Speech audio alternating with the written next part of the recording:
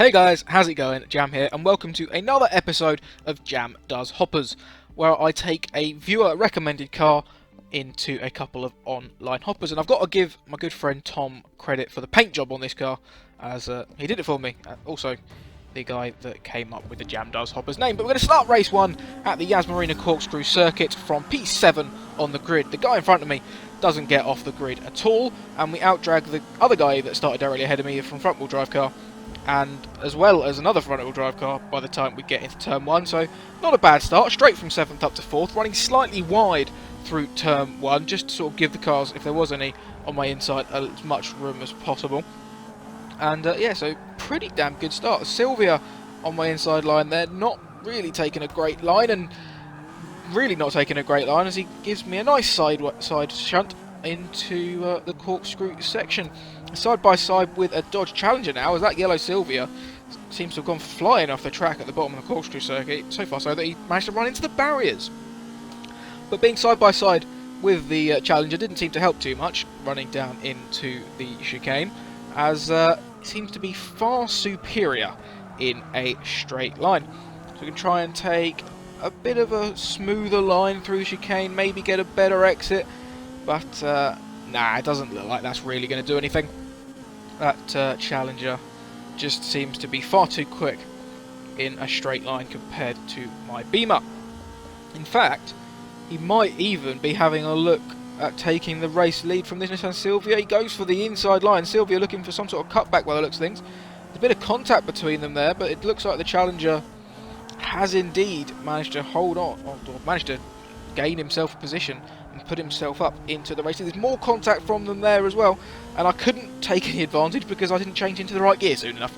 I was too busy trying to make sure I avoided them, and didn't quite make it. I might be going for the inside here though, but that's not really going to work. That was a gap that was always closing, but literally like a corner later, the Silvia runs wide anyway, and that's me up into second place, back behind the Challenger that we already know is quicker than us in a straight line. So we've got to do something through the corners, and there's a couple of corners coming up that I might be able to do something with. Not really very close going through the penultimate corner, but through the final corner, a pretty good line, nice and tight on the apex, just using a tiny little bit of exit curb. You can see we have closed up quite a bit through those two corners, but down this straight across the pit line, across the finish line, he just pulls that gap away again. Once again, through turn 1, you can just, under braking even, you can see that we've definitely got the better car through the corners. But even through sections like, I guess through these long corners, I'm not really closing up that much, but through the tight apex corners, it just seemed to be so much quicker.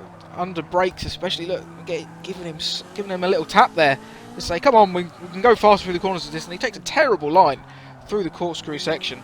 And I managed to get a far better exit. He looks to get a bit sideways there on the curb, on the exit, down to this straight. And we're only a few feet behind now, definitely alongside, but the speed of that Challenger is just too much for us. He clears my front bumper and then goes very defensive into the next section of corners. We're side by side as we go into it, into the chicane. But again, I'm just not going to be able to do anything. Take a much better line through the chicane, really optimising my exit. And for the first few feet after the chicane, I do seem to be pulling on the Challenger, sorry.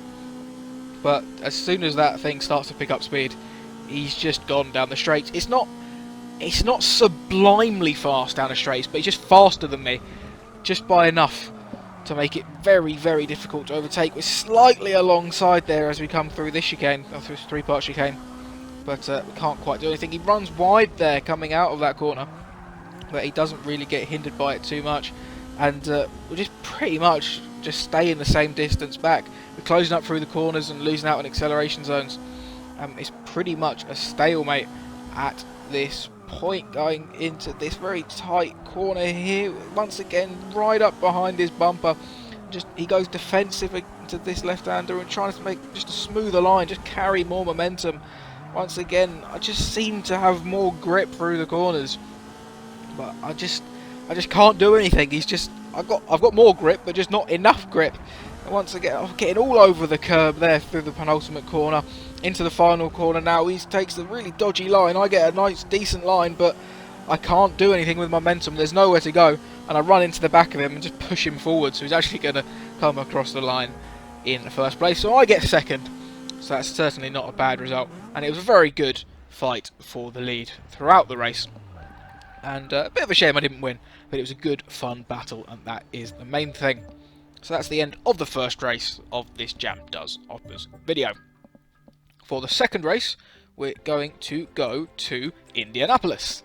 One of my favourite tracks on the game.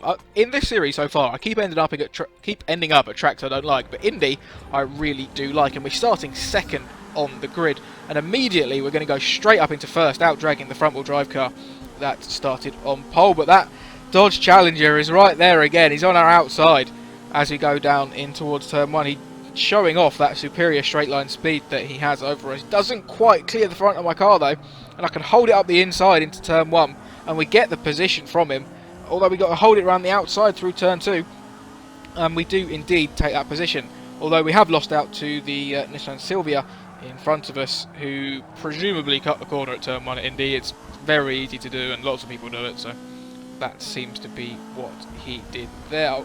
Not the best line through that kink, getting all up over the curb, cutting the grass even, and being bumped up briefly onto 2 wheels. So now we just got to just try and outpace the Silvia, see if we can close that gap back up, because I don't like being overtaken when people corner cut. It's just not cricket, as you might say. It's completely unethical, but no one seems to give a damn about that sort of thing in online hoppers. But I just want to have fun, good clean racing, and actually, you know, like sticking to the track limits. It's not really that much to ask, is it? But apparently it is in online hoppers.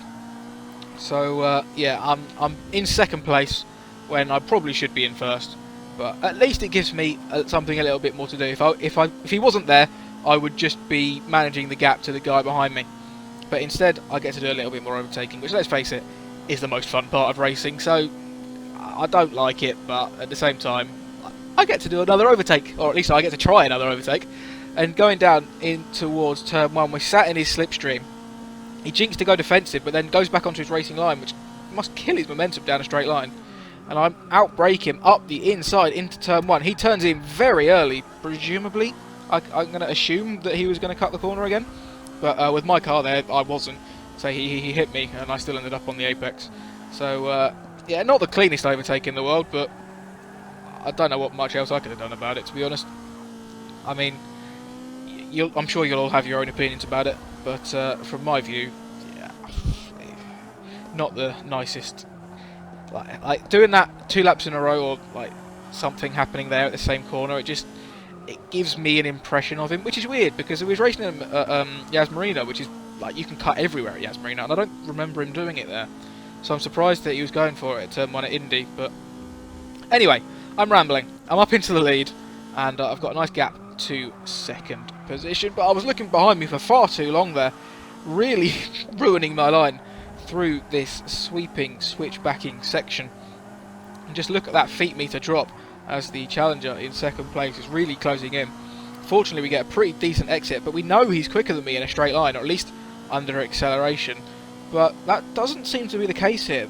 You know, it was you only get a short burst of acceleration before you sort of like I'm really stumbling over my words here, and I'm struggling to get out what I mean. But through the banking section and this very high speed section at Indy, you only get a short amount of pure acceleration before you have to accelerate around a corner. And through that accelerating round a corner, I seem to be at least equal to the Challenger, so he can't really use his superior straight line speed.